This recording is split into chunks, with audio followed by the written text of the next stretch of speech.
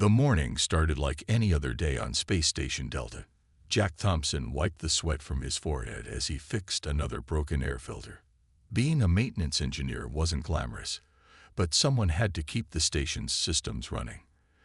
At 42 years old, with graying hair and worn hands, Jack had spent 15 years doing this job.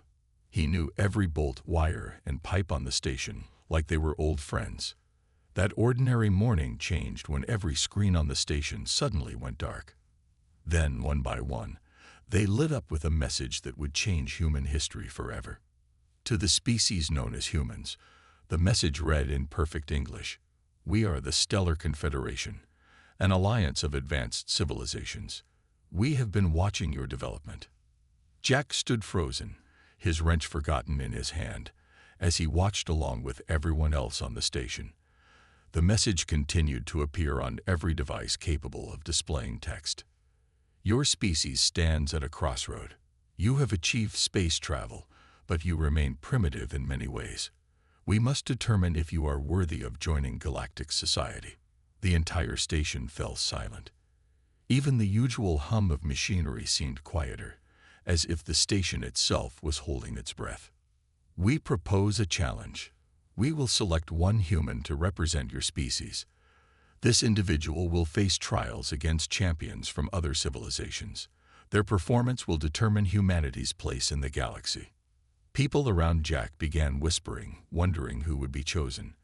Would it be a brilliant scientist, a decorated military officer, a world leader? The next words made Jack's heart stop.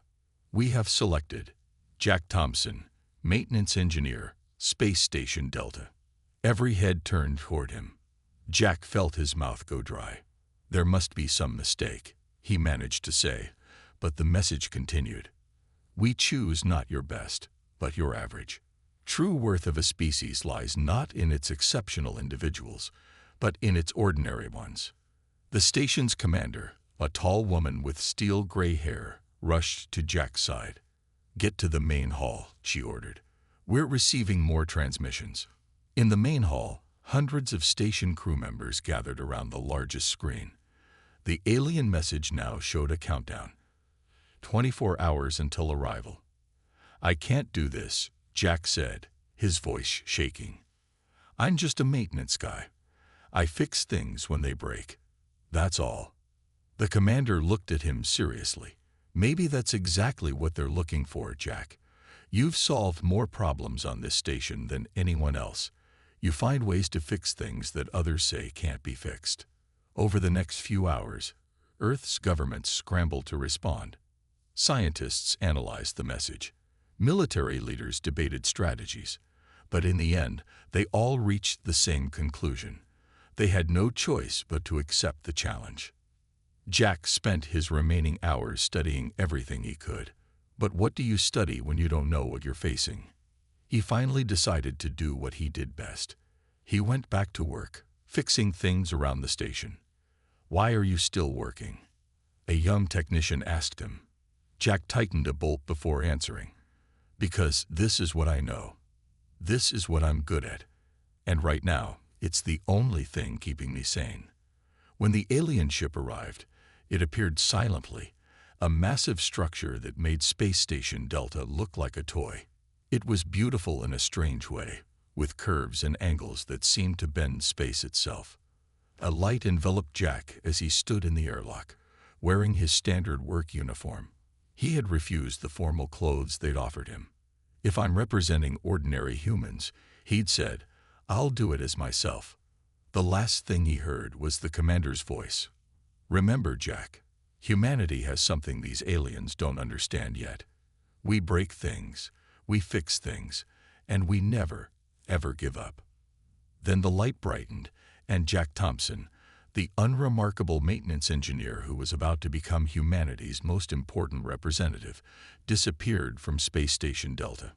The challenge had begun. The light faded, and Jack found himself in a vast, circular room. The walls shimmered with colors he had never seen before, and the air felt different, cleaner, but somehow less natural than what he was used to on the space station. 3 other beings stood in the room with him. Jack tried not to stare, but it was impossible not to. One looked like living crystal, its transparent body filled with swirling lights. Another had 4 arms and skin that changed color like an octopus. The third was tall and thin, with silver scales covering its body. A voice echoed through the chamber, speaking in all languages at once. "Welcome, champions. You stand in the Hall of Trials aboard the Stellar Confederation's Grand Assembly ship." A figure appeared before them, a hologram of a being that looked like a mix between a tree and a cloud of stars. "I am the judge. Each of you represents your civilization. Your performance here will determine your species' place in galactic society." The crystal being spoke first, its voice like chiming bells. "I am first light of the morning, champion of the crystal mines." It turned toward Jack. "Your species still uses organic bodies." "How? Primitive." The color-changing being introduced itself next. "Supreme calculator of the shifting seas, representing the Ocean Collective." It looked at Jack with all 6 of its eyes. "Their technology is barely past planetary travel. Why are they even here?" The scaled one simply said, "Deep thought in silence, of the Silver Empire." It didn't even look at Jack. Jack cleared his throat. "Jack Thompson. I fix things on Space Station Delta." His simple introduction made the others exchange what he guessed were looks of disgust or amusement. The judge raised its starry branches. "The trials will test more than just technological advancement. They will probe the very nature of intelligence and adaptation." It paused. "Your quarters have been prepared according to your species' needs. Rest. The first trial begins in 6 hours." A door appeared in the wall, and Jack followed a path of lights to his room. Unlike the grand chambers he passed, his room looked almost normal. A bed, a desk, and what seemed to be a bathroom. There was also a workbench with various tools, some familiar, others completely alien. Jack sat on the bed, his hands shaking slightly. "What am I doing here?" he muttered. He pulled out a small toolbox from his pocket, his lucky set of basic tools he always carried. The familiar weight of it gave him comfort. A screen on the wall lit up, showing Earth. A message appeared. "You may communicate with your species before the trials begin." The face of the station commander appeared.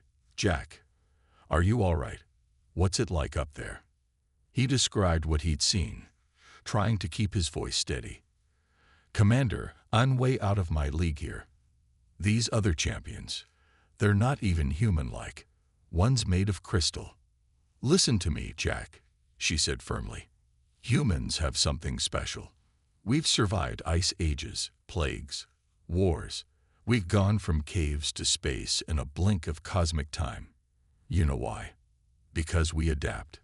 We figure things out. We fix problems." Jack looked at his worn toolbox. "But they're so advanced." "Maybe that's their weakness," she said. "Sometimes the simplest solution is the best one. You've taught me that dozens of times when you fixed impossible problems on the station." The screen flickered. "Time expires in 1 minute," the judge's voice announced. "Jack," the commander said quickly, "remember, you're not just a maintenance engineer. You're human. We built civilizations with stone tools. We reached the moon with computers less powerful than a modern coffee maker. We survive because we never stop trying, never stop learning, never stop fixing things." The screen went dark. Jack stood up and walked to the workbench. He began examining the alien tools, figuring out what each one did. If he was going to represent humanity, he would do it the human way, by learning, adapting, and preparing for whatever came next. In 6 hours, he would face the first trial. But for now, he had work to do. The 6 hours passed too quickly. Jack stood with the other champions in a massive chamber that seemed to stretch endlessly in all directions. The air felt thick with tension. The judge's form appeared, starlight dancing through its branch-like limbs. "The first trial tests your ability to survive changing conditions. You must maintain life support in your assigned habitats as the environment shifts. You have basic materials, nothing more. 4 transparent cubes materialized, each about the size of a small room. Jack entered his cube, carrying only his toolbox and wearing his standard work uniform. He watched the other champions enter their cubes with complex devices and advanced technology. "Begin," the judge announced. The air in Jack's cube suddenly turned freezing cold. He could see his breath forming clouds. The crystal being, First Light, simply adjusted its internal temperature. Supreme Calculator generated a force field, while Deep Thought activated some kind of personal shield. Jack worked quickly. He found some reflective panels in his supplies and arranged them to reflect his body heat. He remembered how the emergency shelters on Earth used this technique. It wasn't pretty, but it worked. The temperature swung to burning hot. The other champions barely noticed, protected by their technology. But Jack was ready. He had already spotted the ventilation system, similar to the ones he maintained on Space Station Delta. A quick modification created a cooling airflow. "Impressive adaptation," the judge noted. But now, the gravity turned off. The other champions floated gracefully, their technology keeping them stable. Jack tumbled for a moment, then grinned. He'd spent 15 years working in zero gravity on the station. He pushed off the walls with practiced ease, securing loose items with spare wire from his toolbox. The challenges kept coming. High pressure, low oxygen, radiation bursts. Each time, the alien champions relied on their advanced solutions. Each time, Jack used simple physics and basic engineering to survive. Hours passed. The crystal being's perfect adjustments began to falter. Supreme Calculator's force field flickered. Deep Thought's shield showed cracks. Then came the real challenge. All power in the cubes shut down. The alien champions panicked. Their technology went dark. Their advanced solutions failed. First Light's crystal body dimmed. Supreme Calculator's colors turned gray. Deep Thought's scales lost their shine. But Jack just smiled. He'd spent his whole career dealing with power failures. Sometimes, he muttered, remembering countless repairs on the station, the simplest solution is the best one. He created a basic mechanical ventilation system using the panels and debris from earlier challenges. He used his reflection setup for heat management. Every problem had a manual solution. The judge's voice filled the chamber. Most interesting. The trial concludes. The cubes disappeared. The other champions looked shaken. Their perfect technology had failed them when they needed it most. How? Supreme Calculator demanded, its colors swirling in agitation. How did you survive without power? Jack shrugged, wiping sweat from his forehead. Nothing new about power failures. Had to fix life support systems manually plenty of times on the station. Sometimes technology fails. Have to be ready to work without it. The judge's starlight patterns shifted in what might have been surprise. The human demonstrates unexpected resourcefulness. While others relied on single solutions, he adapted using basic principles. Fascinating. First Light's crystal body dimmed further, but his methods were primitive. Perhaps, the judge replied, primitive is not the correct word. Perhaps, fundamental is better. It turned to Jack. You may rest. The second trial begins tomorrow. As Jack walked back to his quarters, he heard the alien champions arguing about his success. He smiled slightly, patting his trusty toolbox. They had expected him to fail because he lacked their advanced technology. Instead, he had succeeded because he didn't need it. Tomorrow would bring new challenges, but for now, humanity had scored its first victory. After a night of restless sleep, Jack stood before an object that defied explanation. It floated in the center of the chamber, a sphere about 3 feet wide, covered in shifting patterns that seemed to move in impossible ways. Its surface rippled like water but felt solid when touched. This artifact, the judge announced, has remained unsolved for 12,000 years. Many civilizations have tried to understand its purpose. None have succeeded. You have 6 hours. The crystal being, First Light, immediately projected complex mathematical formulas into the air around the artifact. Supreme Calculator extended all 4 arms, holding different scanning devices. Deep Thought stood perfectly still, apparently running countless calculations in its mind. Jack approached the sphere slowly, ignoring the advanced equipment the others were using. He did what he always did when facing a new problem. He observed. The patterns on the surface reminded him of something. He'd seen similar movements in the station's water recycling system when it needed maintenance. They formed and reformed, like waves in a contained space. "Mind if I touch it?" he asked the judge. "You may," the judge replied. The other champions paused their work to watch, probably expecting the human to break something valuable. Jack ran his hands over the surface, feeling the patterns. Years of fixing machinery had taught him that sometimes you had to feel a problem to understand it. The sphere was warm in some places, cool in others. The patterns felt like they were pushing and pulling, like, "It's stuck," he muttered. "What did you say?" First Light's crystal body flickered with interest. "It's like a jammed pump," Jack explained, moving his hands across the surface.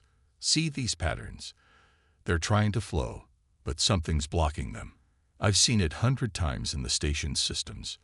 Supreme Calculator's colors swirled skeptically. "This is an ancient artifact of immense complexity. It cannot be compared to your primitive machinery." But Jack wasn't listening. He was following the patterns with his fingers, feeling the flow. There were 12 major patterns, each moving in a different direction. If it was like a pump system, then maybe. He pressed gently on one warm spot while pulling slightly on a cool one. The patterns shifted slightly. "Interesting," the judge commented. Encouraged, Jack continued. He treated the sphere like a complex piece of machinery that needed calibration. "Press here, pull there, guide the patterns into their natural flow." It was like fixing the station's most complicated systems, just with more dimensions.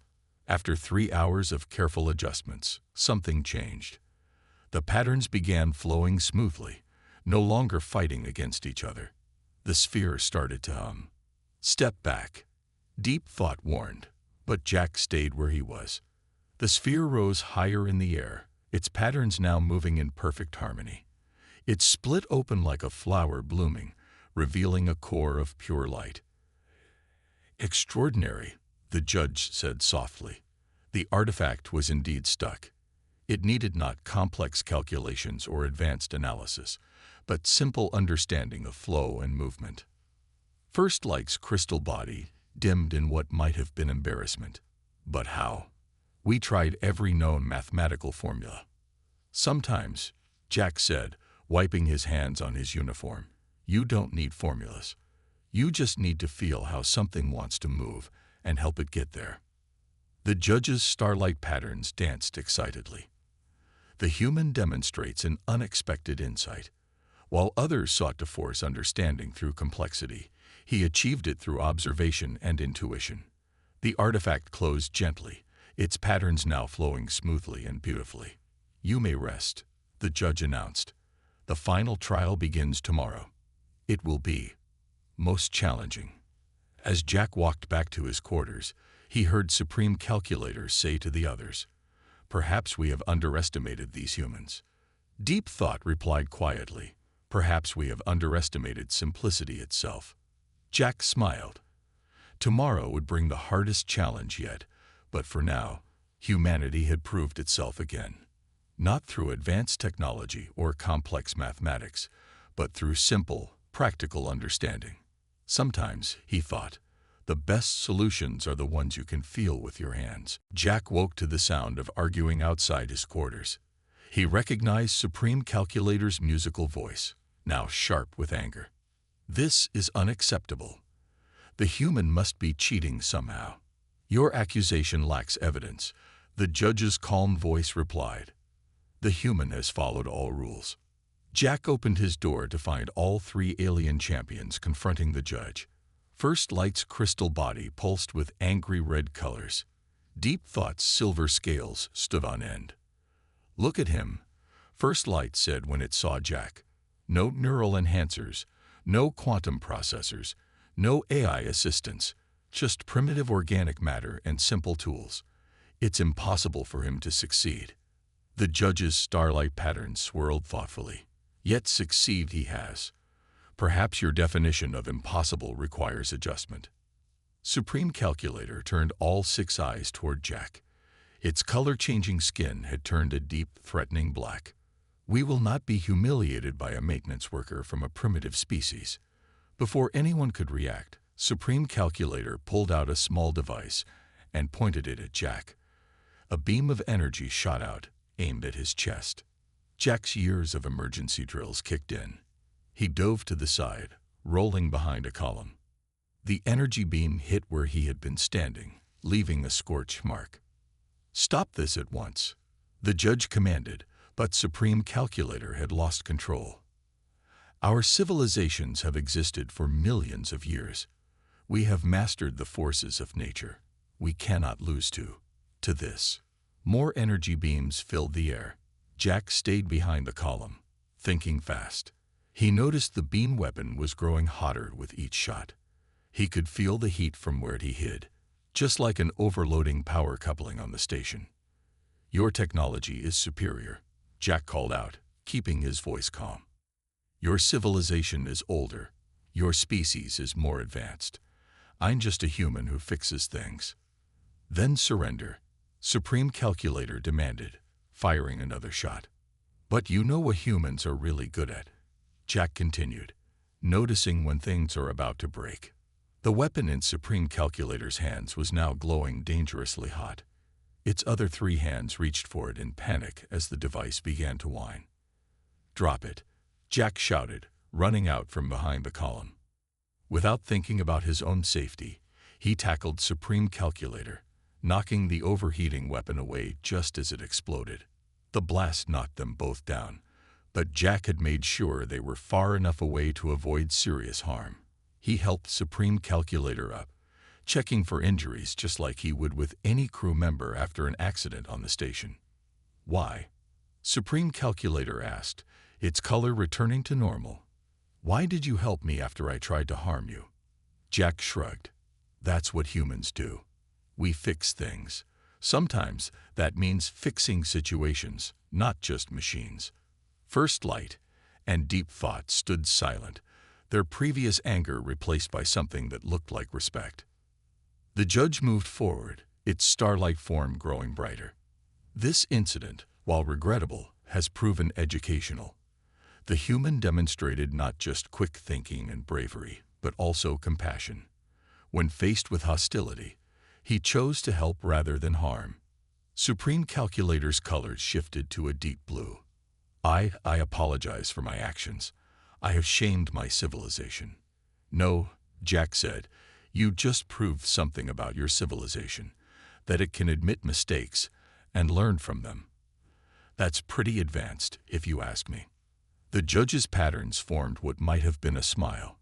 "The final trial approaches. But perhaps we have already learned its most important lesson. True advancement lies not in technology, but in wisdom." As they all headed to their quarters to rest, Jack noticed the other champions looking at him differently. He wasn't just the primitive human anymore. He had become something else. A teacher, showing them a different way of thinking. Tomorrow would bring the final challenge, but today, humanity had taught the galaxy a lesson about what really makes a civilization advanced. The chamber for the final trial was different. Instead of the usual gleaming walls, there was only darkness. The 4 champions stood in small circles of light, unable to see anything beyond. "The final trial," the judge announced, its starlight form barely visible in the darkness, "tests the limits of consciousness itself. You must navigate the unknown reaches of reality." Many have lost their minds attempting this challenge. First Light's crystal body dimmed nervously. Supreme Calculator's skin turned pale. Even Deep Thought's silver scales seemed to lose their shine. "You will each face your deepest fears, your greatest doubts, and the very limits of your understanding," the judge continued. "Begin." The darkness moved. Jack felt it wrap around him like cold water. His circle of light vanished, and he found himself floating in what seemed to be endless space. Images began to appear. He saw Earth destroyed. He watched Space Station Delta break apart. He witnessed humanity's extinction, over and over, in 1,000 different ways. "This isn't real," he muttered, closing his eyes. But the visions continued in his mind. He heard screams. Opening his eyes, he saw the other champions trapped in their own nightmares. First Light's crystal body was cracking. Supreme Calculator's colors were cycling wildly. Deep Thought had curled into a ball. The darkness whispered to him, "You are nothing. Your species is nothing. Accept your insignificance." Jack thought about giving up, but then he remembered something. All those nights on the station, fixing problems in the dark, guided only by touch and instinct. The darkness had never stopped him before. "You know what's interesting about humans?" he said to the darkness. "We tell stories. We imagine things. Every human child learns to face the dark by understanding it's not real." The whispers grew angry, showing him more terrifying visions. But Jack smiled. "Our greatest strength isn't our technology or our intelligence. It's our ability to face the unknown and still move forward. We've been doing it since we first looked up at the stars and wondered what they were." He started walking through the darkness, toward the sounds of the other champions' distress. "We face our fears by understanding them. We turn them into stories, into problems to be solved. That's how we've survived everything our world has thrown at us." He reached First Light first, placing a hand on its crystal surface. "It's not real. It's just another problem to solve. Focus on what's real, like the feel of my hand." The crystal being's light stabilized. Together, they found Supreme Calculator and Deep Thought, helping them understand the illusion. "Human minds," Jack explained, "are built to handle the unknown. We do it every day. With every new challenge we face, we imagine the worst, then we imagine how to beat it." The darkness roared around them, but its power was breaking. The four champions stood together, their fears transformed into understanding. Suddenly, the darkness vanished. They stood again in the gleaming chamber, the judge watching them with interest. "Extraordinary," the judge said. "While others fought against the darkness, you embraced it as a teacher. While they tried to escape their fears, you helped them face them." "Humans," First Light said with newfound respect, "you understand something we had forgotten, that facing the unknown requires more than logic or technology." Supreme Calculator's colors shifted to a warm gold. "It requires imagination and the courage to use it." Deep Thought finally spoke. "Perhaps this is why you were chosen. Not to learn from us, but to teach us." Jack shrugged, humble as always. "We all learned something. That's what humans do best. We learn, we adapt, we help others do the same." The judge's starlight form grew brighter. "The trials are complete, but their true meaning may be different than we first thought." Jack nodded, understanding that this final challenge had changed more than just himself. It had changed how these ancient civilizations would view humanity forever. The Grand Assembly Chamber of the Stellar Confederation was packed with representatives from 1,000 worlds. They had all come to witness the final judgment. Jack stood in the center, still wearing his worn maintenance uniform, his trusty toolbox at his feet.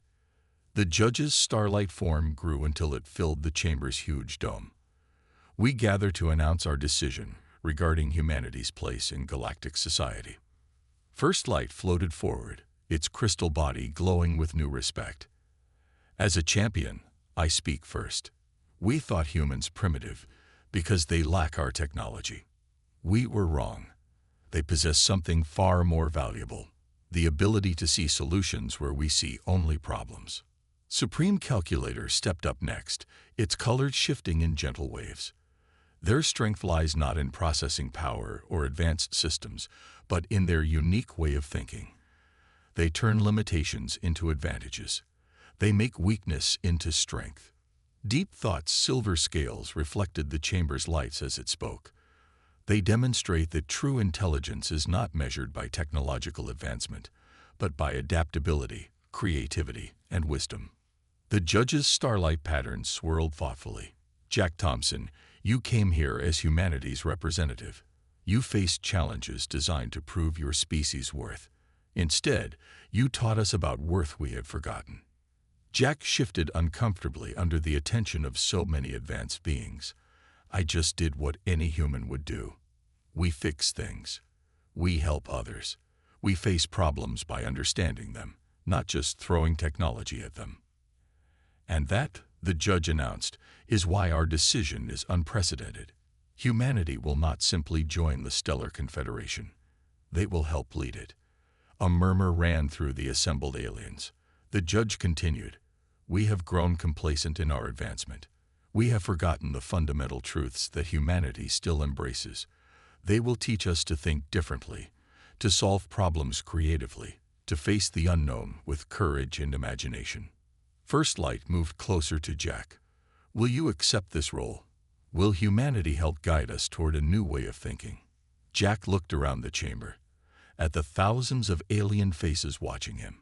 He thought about Space Station Delta, about all the problems he'd solved with simple tools and careful thought. He thought about humanity's long journey from caves to the stars. "On one condition," he said.